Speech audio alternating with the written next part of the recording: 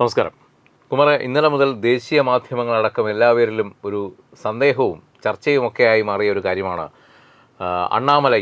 അതായത് തമിഴ്നാടത്തെ BJP പ്രസിഡൻ്റായിരുന്ന അണ്ണാമലൈ, അദ്ദേഹം കഴിഞ്ഞ ദിവസം ആ സ്ഥാനം ഒഴിഞ്ഞിരുന്നു. അദ്ദേഹം ദേശീയ തലത്തിലേക്ക് മാറുന്നു എന്നുള്ള അഭ്യൂഹങ്ങൾ വന്നിരുന്നു. ഏറ്റവും ഒടുവിൽ ഒരു സ്ഥിരീകരിക്കാത്ത റിപ്പോർട്ട് വരുന്നത് അണ്ണാമലൈ BJPയുടെ ദേശീയ അധ്യക്ഷനാകുന്നു എന്നുള്ളതാണ്. ആ വാർത്ത ഇതുവരെയും സ്ഥിരീകരിക്കപ്പെട്ടിട്ടില്ല. ഇപ്പോഴും അഭ്യൂഹങ്ങൾ തുടരുകയാണ്. പക്ഷേ ദേശീയ മാധ്യമങ്ങളടക്കം ഇന്നലെ റിപ്പോർട്ട് ചെയ്തൊരു വാർത്തയാണ്. നമുക്കത് കേൾക്കുമ്പോൾ തെല്ലും ഞെട്ടലൊന്നുമില്ല. കാര്യം അറിയാം BJP ഇപ്പോൾ ഏതൊക്കെ തരത്തിലുള്ള തീരുമാനങ്ങളാണ് എടുക്കുന്നതെന്ന് നമ്മൾ കഴിഞ്ഞ കുറേ കാലങ്ങളിലായി കണ്ടിരുന്നു.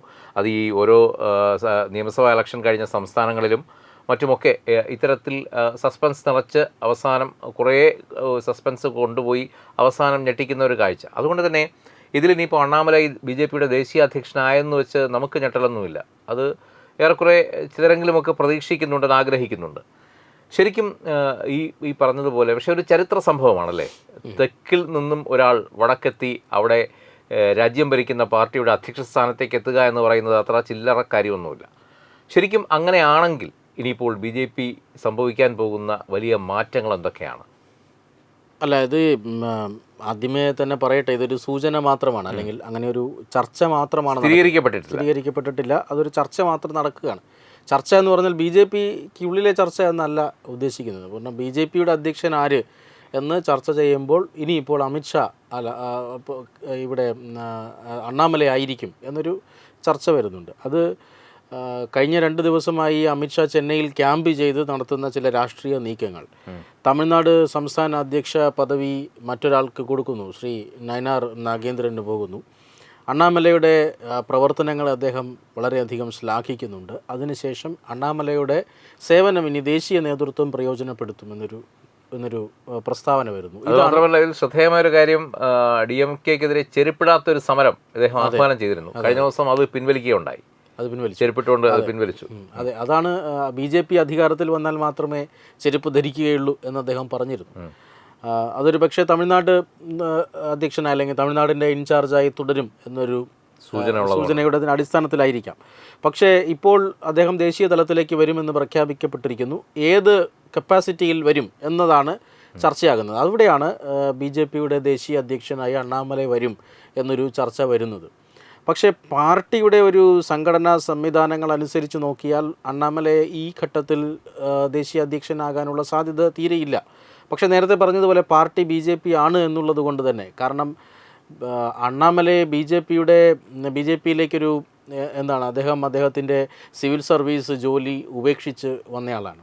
തീർച്ചയായിട്ടും ഒരു പക്ഷേ അദ്ദേഹത്തിൻ്റെ പഠനകാലത്തോ മറ്റോ സംഘപ്രവർത്തനവുമായിട്ടോ അല്ലെങ്കിൽ മറ്റേതെങ്കിലും തരത്തിൽ BJPയുമായിട്ടോ ബന്ധപ്പെട്ടിട്ടുണ്ടാകും.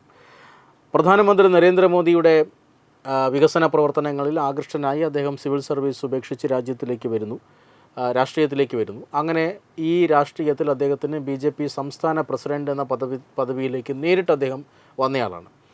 അതുകൊണ്ട് തന്നെ അദ്ദേഹം നേരിട്ട് BJP സംസ്ഥാന അധ്യക്ഷനാകാനുള്ള സാധ്യതയുണ്ട്. പക്ഷേ BJP സംസ്ഥാന അധ്യക്ഷൻ എന്ന നിലയിലേക്ക് വരണമെങ്കിൽ BJPയുടെ ജനറൽ സെക്രട്ടറിമാർ ധാരാളം പേരുണ്ട്. ജനറൽ സെക്രട്ടറിമാർ എന്ന രീതിയിൽ പ്രവർത്തനം പാരമ്പര്യമുള്ള, ധാരാളം അനുഭവ സമ്പത്തുള്ള ധാരാളം നേതാക്കന്മാർ ദേശീയ തലത്തിൽ തന്നെയുണ്ട്.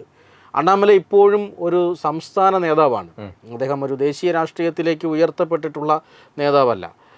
പക്ഷേ അദ്ദേഹത്തിന് സ്ഥാനം നഷ്ടപ്പെടുന്നതും ആ ഒരു രീതിയിലാണ്. കാരണം അണ്ണാമലൈ തുടർന്നും BJPയെ തമിഴ്നാട്ടിൽ നയിക്കുമെന്നും BJP എന്ന പാർട്ടി തമിഴ്നാട്ടിൽ ഒന്നുമല്ലാതിരുന്ന കാലത്ത് മുരുകൻ്റെ കാലഘട്ടത്തൊക്കെയാണ് ഒരല്പം ചലനമുണ്ടാകുന്നത്. അത് തുടർന്നുകൊണ്ട്, ആ ലെഗസി തുടർന്നുകൊണ്ട് ഒരു കുതിച്ചുചാട്ടം തമിഴ്നാട്ടിൽ ഉണ്ടാക്കാൻ അണ്ണാമലൈയുടെ നേതൃത്വത്തിന് സാധിച്ചു. അവിടുത്തെ പ്രതിപക്ഷത്തെ നിഷ്പ്രഭമാക്കിക്കൊണ്ട് ഒരു MLA പോലും ഇല്ലാതിരുന്ന ആ ഘട്ടത്തിൽ നിന്നും പ്രതിപക്ഷത്തെ പോലും നിഷ്പ്രഭമാക്കിക്കൊണ്ട് ഭരണപക്ഷത്തിനെതിരെ വലിയ പ്രക്ഷോഭങ്ങൾ സംഘടിപ്പിക്കാൻ അണ്ണാമലൈക്ക് സാധിച്ചു. കഴിഞ്ഞ ഏതാനും മാസങ്ങൾക്ക് മുമ്പ് എൻ മണ്ണ് എൻ മക്കൾ എന്ന പേരിൽ യാത്ര നടത്തിയിരുന്നു. അദ്ദേഹം പദയാത്ര 234 മണ്ഡലങ്ങളിലും അദ്ദേഹം പദയാത്ര നടത്തി. അതുമാത്രമല്ല, ഹേറ്റ് സ്റ്റാലിൻ ക്യാമ്പയിൻ കുറിച്ചു. അതോടൊപ്പം തന്നെ ഈ DMK കുടുംബത്തിൻ്റെ അഴിമതികൾ തുറന്നു കാട്ടുന്ന ധാരാളം വെളിപ്പെടുത്തലുകൾ അദ്ദേഹം നടത്തി. അങ്ങനെ വലിയ രാഷ്ട്രീയ മാറ്റം തമിഴ്നാട്ടിൽ വരുത്തിയ ഒരു നേതാവാണ്. തമിഴ്നാട്ടിൽ ഇപ്പോൾ ബി ജെ പിക്ക് അത്യാവശ്യം ഒരു വോട്ട് ബാങ്കുണ്ട്. ദ്രാവിഡ രാഷ്ട്രീയത്തിൻ്റെ കോട്ടയിൽ ബി ജെ പിക്ക് ചെറുതല്ലാത്ത ഒരു സാന്നിധ്യമുണ്ട്. ആ സമയത്താണ് അവിടെ ഒരു അലയൻസിൻ്റെ ആവശ്യം അടിയന്തരമായി ഉണ്ട് എന്ന് കാണുകയും നേരത്തെ AIADMKയുമായി അത്ര സുഖത്തിലല്ലാതിരുന്ന അണ്ണാമലൈ അവിടെ നിന്ന് പിൻവലിക്കേണ്ടി വരുന്ന ഒരു സാഹചര്യം വരുന്നത്. കാരണം തമിഴ്നാട്ടിലെ രാഷ്ട്രീയം അതിവേഗം മാറിക്കൊണ്ടിരിക്കുന്ന ഒരു സാഹചര്യമാണ്. കാരണം 2026 അവിടെ നിയമസഭാ തെരഞ്ഞെടുപ്പ് വരുന്നുണ്ട്. നിയമസഭാ തെരഞ്ഞെടുപ്പ് മുൻകാലങ്ങളിൽ നടന്നതുപോലെ അല്ല നടക്കാൻ പോകുന്നത്. DMK അവിടെയുണ്ട്. AIADMKയുടെ ശക്തി ക്ഷയിച്ച ഒരു ഘട്ടത്തിലാണെങ്കിലും അവർക്ക് വോട്ട് ബാങ്കിൽ വലിയ വ്യത്യാസമില്ല DMKയും ADMKയും തമ്മിൽ. ജയലളിതയുടെ നേതൃത്വം അവർക്ക് നഷ്ടമായെങ്കിലും വോട്ട് ബാങ്ക് അവർ ഏതാണ്ട് മെയിൻറ്റെയിൻ ചെയ്യുന്നുണ്ട്. അതിനോടൊപ്പം തന്നെ BJP വിരുദ്ധ വോട്ടുകൾ അത് ഭിന്നിക്കുന്ന രീതിയിലാണ് വിജയിയുടെ പാർട്ടി മുന്നോട്ട് പോകുന്നത്. വിജയിയുടെ പാർട്ടി ഏതെങ്കിലും രീതിയിൽ തമിഴ്നാട്ടിൽ സ്വാധീനമുണ്ടാക്കി തമിഴ്നാട്ടിൽ എന്തെങ്കിലും ഒരു ചലനം സൃഷ്ടിച്ചാൽ തീർച്ചയായും അതൊരു ആൻറ്റി BJP വോട്ടുകളായിരിക്കും ആകർഷിക്കുക. അവിടെ സഖ്യമുണ്ടാക്കുക എന്നുള്ളത് BJPക്കും AIADMKയ്ക്കും ഒരുപോലെ പ്രാധാന്യമാണ്. BJPയേക്കാൾ പ്രാധാന്യമാണ് AIADMKയ്ക്ക് അവിടെ സഖ്യമുണ്ടാക്കുക എന്നത്. കാരണം BJP വിരുദ്ധ വോട്ടുകളാണ് അവിടെ വിഘടിക്കുന്നത്. ഈ സാഹചര്യത്തിൽ AIADMKയ്ക്ക് ഭരണം പിടിക്കാൻ സാധിക്കും. അങ്ങനെ ഭരണം പിടിക്കണമെങ്കിൽ BJPയെ കൂടെ നിർത്തണം. പക്ഷേ തിരിച്ചും അങ്ങനെ തന്നെയാണ്. കാരണം ദേശീയ സർക്കാർ അല്ലെങ്കിൽ ദേശീയ തലത്തിൽ ഒരു സർക്കാർ കൂട്ടുകക്ഷി സർക്കാരാണ്. അവിടെ നിതീഷ് കുമാറിനെ പോലെയുള്ള അല്ലെങ്കിൽ ചന്ദ്രബാബു നായിഡുവിനെ പോലെയുള്ളവരുടെ ഇതുകൊണ്ടാണ് അവിടെ ഭരിക്കുന്നത്. മാത്രമല്ല അവിടെ ഈ നിതീഷ് കുമാറിൻ്റെ പാർട്ടി ചെറിയ ചാഞ്ചാട്ടങ്ങളൊക്കെ കാണിക്കുന്ന സാഹചര്യമുണ്ട്. പ്രത്യേകിച്ചും ബീഹാറിൽ തിരഞ്ഞെടുപ്പ് നടക്കുന്നുണ്ട്. വഖഫ് നിയമ ഭേദഗതിക്കെതിരെ നിതീഷ് കുമാറിൻ്റെ പാർട്ടിക്കുള്ളിൽ ചില പ്രശ്നങ്ങളുണ്ട്. ആ പ്രശ്നങ്ങൾ ഒരു പരിധിവരെ ഈ അണ്ണാ DMKയുമായിട്ടുള്ള അലയൻസിൽ പരിഹരിക്കപ്പെടുകയും ചെയ്യും. അങ്ങനെ അതുകൊണ്ടാണ് ഇപ്പോൾ അണ്ണാ DMKയുമായി അവിടെ ഒരു അലയൻസിൻ്റെ അത്യാവശ്യമായി വരിക. ആ അലയൻസ് അവിടെ സാധ്യമാക്കാനായി അണ്ണാമലൈ അവിടെ നിന്ന് പിൻവലിക്കുന്നു. കുമാർ, അവിടെയാണ് ഒരു ഈ സോഷ്യൽ മീഡിയയിലൊക്കെ വരുന്ന ഒരു പ്രധാന സംശയം. കാര്യം ഇത് കഴിഞ്ഞ ലോക്സഭാ ഇലക്ഷന് മുമ്പ് തന്നെ NDA ഏതൊക്കെയോ ശ്രമങ്ങളിലൂടെ അണ്ണാ DMK ആയിട്ടൊരു അലയൻസിന് ശ്രമിച്ചിരുന്നു. പക്ഷെ അന്നൊക്കെ ഇതിന് ഏറ്റവും എതിർപ്പുമായി നിന്നത് അണ്ണാമലൈ തന്നെയാണ്. അപ്പോൾ അതുകൊണ്ട് മാത്രമായിരിക്കാം ഒരുപക്ഷെ വലിയ ദയനീയമായൊരു പരാജയം ഏറ്റുവാങ്ങേണ്ടി വന്നിട്ടുണ്ട് തമിഴ്നാട്ടിൽ. പക്ഷെ അങ്ങനെ ഒരു രാഷ്ട്രീയ ഹിസ്റ്ററി ഉള്ള ഒരാളിനെ ഒരു സുപ്രഭാതത്തിൽ പെട്ടെന്ന് പാർട്ടിയുടെ ദേശീയ അധ്യക്ഷനാക്കുമോ എന്നുള്ളതാണ് ചോദ്യം. അല്ല, കാരണം അവിടെ അണ്ണാമലയുടെ സ്റ്റാൻഡ് വളരെ കൃത്യമാണ്. അവിടെ തമിഴ്നാട് രാഷ്ട്രീയവുമായി അദ്ദേഹത്തിന് ആ സമയത്ത് പൊരുത്തപ്പെടാൻ പറ്റിയില്ല എങ്കിൽ കൂടി BJPക്ക് തമിഴ്നാട്ടിൽ ഒരു സ്ഥാനം ഉണ്ടാക്കി കൊടുക്കുക എന്നുള്ളത് അണ്ണാമലയുടെ ഒരു ദീർഘകാല വിഷനായിരുന്നു. അത് പെട്ടെന്ന് അതെ, അത് പെട്ടെന്ന് നടക്കില്ലെങ്കിലും അത് ഭാവിയിൽ BJPക്ക് അതൊരു വലിയ മുതൽക്കൂട്ടായി മാറുമെന്ന കാര്യത്തിൽ സംശയമൊന്നുമില്ല. പക്ഷേ അടിയന്തരമായി ഭരണം പിടിക്കേണ്ട ആവശ്യം കേന്ദ്ര നേതൃത്വം കാണുന്നു. ഞാൻ മനസ്സിലാക്കുന്നിടത്തോളം ഈ തമിഴ്നാട്ടിലെ ഹിന്ദുക്കളുടെ ഒരു കൺസോൾട്ടേഷൻ വലിയ രീതിയിൽ ഇപ്പോൾ ഉണ്ടായിട്ടുണ്ട്. അതെ, ഹിന്ദുക്കളുടെ മറ്റ് മതവിഭാഗങ്ങളിൽ നിന്ന് പോലും വേർപെട്ടു പോയ പലരും ഇപ്പോൾ ഒരുമിച്ച് നിന്നുകൊണ്ട് അത് BJP എന്നുള്ളൊരു കൊടിയുടെ കീഴിലേക്ക് തമിഴ്നാട്ടിലൊന്നും അത് എത്ര സാധ്യമാകുമെന്ന് മുമ്പൊരിക്കലും ചിന്തിക്കാൻ പോലും കഴിയില്ലായിരുന്നു. പക്ഷെ അത് ആ ഒരു സിറ്റുവേഷനൊക്കെ മാറി. ഇപ്പോൾ പണ്ട് നമുക്കറിയാം തമിഴ്നാട്ടിലേക്ക് നമ്മൾ യാത്ര ചെയ്യുമ്പോൾ BJPയുടെ കൊടി കാണണമെങ്കിൽ ഇങ്ങനെ നമ്മൾ നോക്കിയിരിക്കും. ഇപ്പോൾ പക്ഷേ അതല്ല. മുക്കിലും മൂലയിലും ഗ്രാമങ്ങളിലുമൊക്കെ BJP കൊടികൾ പാറി തുടങ്ങിയിട്ടുണ്ട്. അതിൻ്റെ അർത്ഥം സംസ്ഥാനത്ത് അതിശക്തമായി തന്നെ പാർട്ടി വേരോട്ടം നടത്തിയിട്ടുണ്ട് എന്നുള്ളത് തന്നെയാണ്. ഇനിയിപ്പോൾ അവിടെ മറ്റൊരു സ്ട്രാറ്റജി ഈ പറഞ്ഞതുപോലെ DMK ഒതുക്കുക, BJP വിരുദ്ധ ശക്തികളെ എങ്ങനെ നേരിടുക തുടങ്ങിയ വലിയ സ്ട്രാറ്റജിക് ആയിട്ടുള്ള കാര്യങ്ങളാണ് തമിഴ്നാട് രാഷ്ട്രീയത്തിലുള്ളത്. ഈ സമയത്ത് അണ്ണാമലയെ പോലുള്ള ശക്തനായ ഒരു നേതാവ് കേന്ദ്രത്തിലേക്ക് വരുന്നു. അവിടെ ഇതുപോലുള്ള തിരിച്ചടികൾ അദ്ദേഹത്തിന് ഉണ്ടാവില്ലേ? അല്ല, കേന്ദ്രത്തെ സംബന്ധിച്ചിടത്തോളം കേന്ദ്രത്തിന് അണ്ണാമലൈ ആകർഷനാകുന്നത് അണ്ണാമലയുടെ അഴിമതി വിരുദ്ധ നിലപാടാണ്. എന്തൊക്കെ പറഞ്ഞാലും AIADMKയുടെ നേതാക്കന്മാർ അഴിമതി കാട്ടിയ ചരിത്രമുണ്ട്. ആ ഒരു അഴിമതിയുടെ ഒരു പക്ഷമാണ് അവരും. അതുകൊണ്ടായിരിക്കാം ഒരുപക്ഷെ അവരുമായിട്ട് അലയൻസിന് തയ്യാറാകാം. അതെ, അത് പല പ്രാവശ്യം അണ്ണാമലൈ തുറന്നു പറഞ്ഞിട്ടുണ്ട്. അപ്പോൾ അതാണ് അണ്ണാമലയെ അവർക്ക് അനഭിമതനാക്കിയത്. അതാണ് ഈ അഴിമതി തന്നെയാണ് ഇവർ തമ്മിലുള്ള പ്രശ്നം. അപ്പോൾ അണ്ണാമലൈ ഇവിടെ നിന്ന് മാറുമ്പോൾ ദേശീയ രാഷ്ട്രീയത്തിലേക്ക് ആകർഷിക്കപ്പെടുന്നതും ഈ ഒരു ക്വാളിറ്റി കൊണ്ട് മാത്രമാണ്. പക്ഷെ അണ്ണാമലൈ ദേശീയ നേതൃത്വത്തിൽ എത്തുമ്പോൾ എല്ലാവരും മുന്നിൽ കാണുന്ന ഒരു ആശങ്ക എന്ന് പറയുന്നത് BJP ഒരു ഉത്തരേന്ത്യൻ പാർട്ടിയാണ് എന്നൊരു ഇപ്പോൾ തന്നെ ഉണ്ട്. കാരണം ഉത്തരേന്ത്യയിലെ വോട്ട് ബാങ്ക് അല്ലെങ്കിൽ ഉത്തരേന്ത്യയിലെ ഹോൾഡ് വലിയൊരു അല്ല, അത് എല്ലാവരുടെയും ഒരു മൈൻഡ് സെറ്റ് ആണെന്ന് തോന്നുന്നു. കാര്യം ഉത്തരേന്ത്യക്കാർ തന്നെ ഇതിന്റെ തലപ്പത്തേക്ക് വരണം, അവർ നയിച്ചാൽ മാത്രമേ പാർട്ടി മുന്നോട്ട് പോകുള്ളൂ. ഒരുപക്ഷെ അതിന് ഏറ്റവും വലിയൊരു തിരുത്തൽ ശക്തിയായി ഇത് മാറിയേക്കാം, ഇത് ഒരു ചരിത്രമായി മാറിയേക്കാം. ഒരുപക്ഷെ നമുക്കറിയാം, ആദ്യമായിട്ടല്ല സൗത്തിൽ നിന്ന് ഒരാൾ പോയി ദേശീയ തലത്തിലൊക്കെ ശ്രദ്ധേയനാകുന്നത്. ഇതിനു മുമ്പും ചരിത്രങ്ങൾ ഉണ്ടായിട്ടുണ്ട്. അപ്പൊ അത് വെച്ച് നോക്കുകയാണെങ്കിൽ ഇതൊരു ഈ പറഞ്ഞതുപോലെ BJPക്കും ഒരു പുതിയ ചരിത്രമാകും, അണ്ണാമലയ്ക്കും ഒരു പുതിയ ചരിത്രമാകും. ഇപ്പോൾ വെങ്കയ്യ നായിഡു BJPയുടെ അധ്യക്ഷനായിട്ടുണ്ട്. അപ്പം അതുപോലെ തന്നെ തമിഴ്നാട്ടിൽ നിന്ന് ഒരാൾ അധ്യക്ഷനാകുന്നതിൽ പ്രശ്നമൊന്നുമില്ല. പക്ഷേ അതല്ല ഇവിടുത്തെ പ്രധാനം. അണ്ണാമലയെ പോലെ അഗ്രസീവായിട്ടുള്ള ഒരു നേതാവ്, ഒരു ചെറുപ്പക്കാരനായ നേതാവ് BJPയുടെ ദേശീയ അധ്യക്ഷനായി വരുന്നു എന്നുള്ളത് ഒരു വലിയ ഒരു സിംഗം പൊളിറ്റീഷ്യൻ എന്നറിയപ്പെടുന്ന ഒരു വ്യക്തി നോർത്ത് ഇന്ത്യയിലേക്ക് വരുന്നു എന്ന് പറയുന്നത് സൗത്ത് ഇന്ത്യക്കാരെ മാത്രമല്ല, അവിടെ ഉത്തരേന്ത്യക്കാരെയും വലിയ രീതിയിൽ അതിന് വലിയ ആവേശം അവിടെയും ഉണ്ടാകാനുള്ള സാധ്യതയുണ്ട്. പക്ഷേ ഈ ഉത്തരേന്ത്യൻ വോട്ട് ബാങ്കിനുമായി അണ്ണാമലയ്ക്ക് എത്രമാത്രം ബന്ധമുണ്ട്, എത്രമാത്രം അറിവുണ്ട്, അതെങ്ങനെ നേരിടാൻ അണ്ണാമലയ്ക്ക് കഴിയുമെന്നൊരു ആശങ്കയാണ്. പക്ഷേ പാർട്ടിയെ സംബന്ധിച്ചിടത്തോളം ഒരു ദേശീയ അധ്യക്ഷൻ മാത്രമല്ലല്ലോ.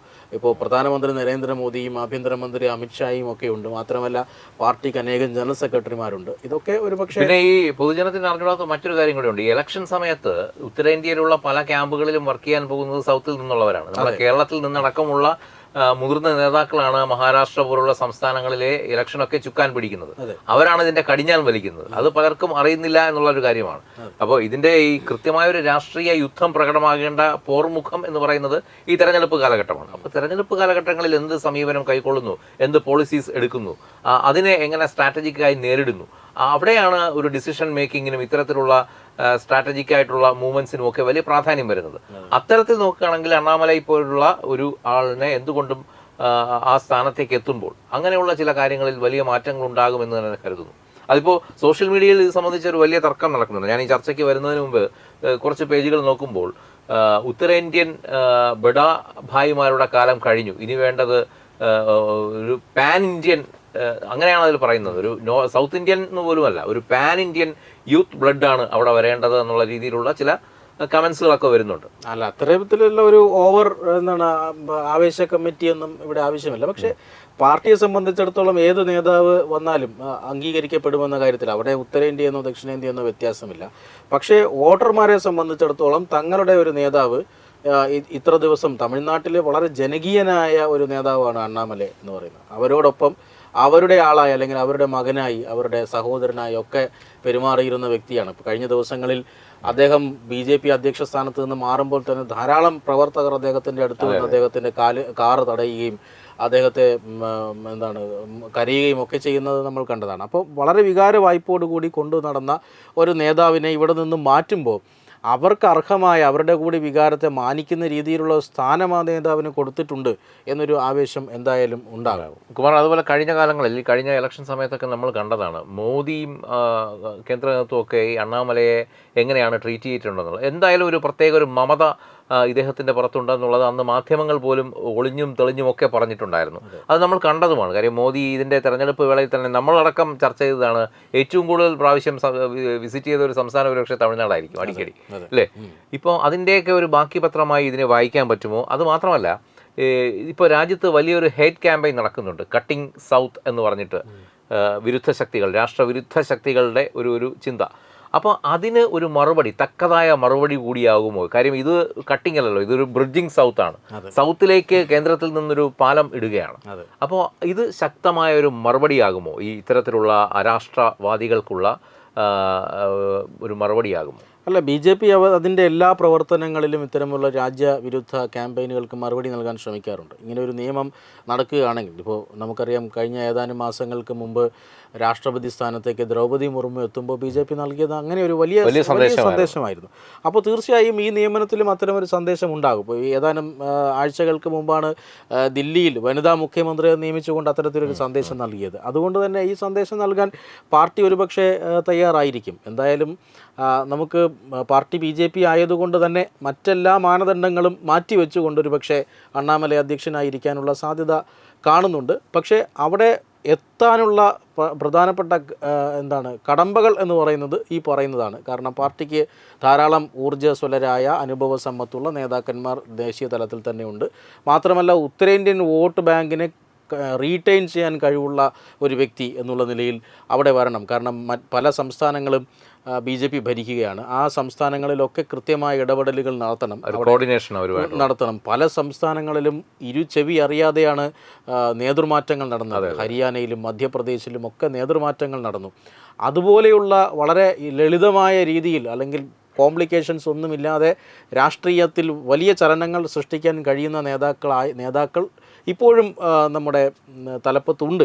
ആ ഒരു നിരയിലേക്കാണ് അണ്ണാമലൈ മാറ്റപ്പെടുന്നതെങ്കിൽ തീർച്ചയായും അത് തമിഴ്നാടിനും അണ്ണാമലൈക്കും നൽകുന്ന ഏറ്റവും വലിയ ആദരവായിരിക്കും. പ്രത്യേകിച്ചും തെക്കേ ഇന്ത്യക്ക് നൽകുന്ന ഒരു വലിയ ആദരവായിരിക്കും. എന്തായാലും BJP എന്ന് പറയുന്ന ഒരു പാർട്ടി നിസ്സാരക്കാരനല്ല എന്ന് എല്ലാവർക്കും അറിയാം. കാര്യം ലോകത്ത് തന്നെ ഏറ്റവും കൂടുതൽ അംഗങ്ങളുള്ള മെമ്പേഴ്സുള്ള ഒരു കേഡർ പ്രസ്ഥാനമാണ് BJP. അപ്പോൾ അതിൻ്റെ നെടുനായകത്വ സ്ഥാനത്തേക്ക് വരുന്ന ഒരാളും അങ്ങനെ തന്നെ ആയിരിക്കേണ്ട എന്നുള്ളത് ഒരു കാഴ്ചപ്പാടല്ല, അതിനപ്പുറം സത്യമാണ്. അപ്പോൾ അങ്ങനെയെങ്കിൽ അണ്ണാമലൈ പോലുള്ള ഒരാൾ അവിടെ എത്തുമോ ഇല്ലയോ എന്നുള്ളതാണ് ഇപ്പോൾ രാജ്യം ഉറ്റുനോക്കുന്നത്. എന്തായാലും സസ്പെൻസിന് അധികം ആയുസ്സുണ്ടാവില്ല. ഉടൻ തന്നെ അതിൻ്റെ പ്രഖ്യാപനം ഉണ്ടാകും. അടുത്ത ദിവസങ്ങളിൽ തന്നെ അതിൻ്റെ പ്രഖ്യാപനം ഉണ്ടാകും. അങ്ങനെ ഒരു പ്രഖ്യാപനം ഉണ്ടായാൽ ഒരുപക്ഷെ കേരളത്തിന് കൂടിയുള്ള വലിയൊരു സന്ദേശമാണിത്. സൗത്ത് എന്ന് പറയുമ്പോൾ കേരളത്തെ കൂടെ ചേർത്ത് പിടിക്കുന്ന വലിയ ഒരു മുന്നേറ്റമായി നമുക്കിതിനെ കാണേണ്ടി വരും. തീർച്ചയായും. നമസ്കാരം. Branding partner Edubix online executive education. Focus physiotherapy centre Pattom. Unnat engineering Gujarat. തീർത്ഥയാത്ര.com. Iron build Gujarat. PRS hospital, Killipalam, Thiruvananthapuram. 5 തലമുറകളായി നിങ്ങൾക്കൊപ്പം. തുമ്പമൺ ശ്രീ വടക്കുംനാഥൻ ക്ഷേത്രം, അമ്പലക്കടവ്, പത്തനംതിട്ട. ശ്രീമദ് സ്കന്ദപുരാണ മഹാസത്രം 2025 മെയ് 11 മുതൽ 18 വരെ. ബ്രഹ്മശ്രീ മുംബൈ ചന്ദ്രശേഖര ശർമ്മയുടെ മുഖ്യ കാർമ്മികത്വത്തിൽ മഹാഗണപതി ഹോമം, സ്കന്ദപുരാണ പാരായണം, മഹത് പ്രഭാഷണങ്ങൾ, പൂജഹോമാദികൾ, കലാസാംസ്കാരിക പരിപാടികൾ. സത്രയജ്ഞ കർമ്മങ്ങളിലേക്ക് എല്ലാ ഭക്തജനങ്ങളുടെയും സാന്നിധ്യവും സഹകരണവും സാദരം അഭ്യർത്ഥിക്കുന്നു. മഹാസത്രവേദിയിൽ മെയ് 18 പഴനി അരുൾമിക ദണ്ഡായുധപാണി സ്വാമി ദേവസ്ഥാന അർച്ചക സ്ഥാനികർ ശ്രീസെൽവ സുബ്രഹ്മണ്യ ശിവശാരിയാരുടെ